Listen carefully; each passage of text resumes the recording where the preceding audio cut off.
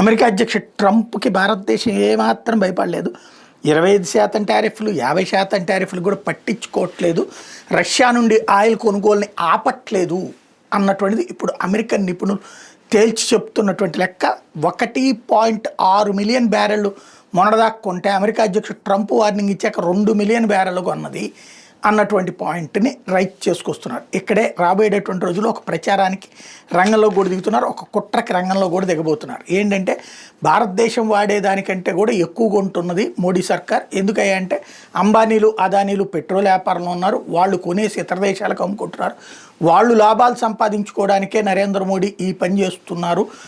తద్వారా అమెరికాతో గొడవ పెట్టుకుని టారిఫ్లు మన్నెత్తిని రుద్దేసేసి మనల్ని నాశనం చేస్తున్నారు అనేటటువంటి ఒక కొత్త నేరేటివ్ థింకింగ్ క్రియేట్ చేయడం కోసం ఇప్పుడు మీడియా, సోషల్ మీడియాని అడ్డం పెట్టుకుని చర్చలు ప్రారంభించే ప్రయత్నం చేస్తున్న, తద్వారా ఒత్తిడి తెప్పించే ప్రయత్నం చేస్తుంది అమెరికా.